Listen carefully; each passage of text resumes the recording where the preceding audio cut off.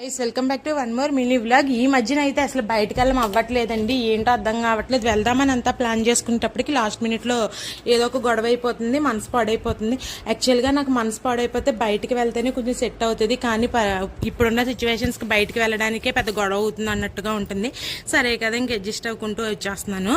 ఇంకా మార్నింగ్ అయితే చెప్పాను కదండి, ఒక్క విషయం కోసం అయితే మాట్లాడాను కదా, ఇప్పుడు దానికోసమే మాట్లాడతాను.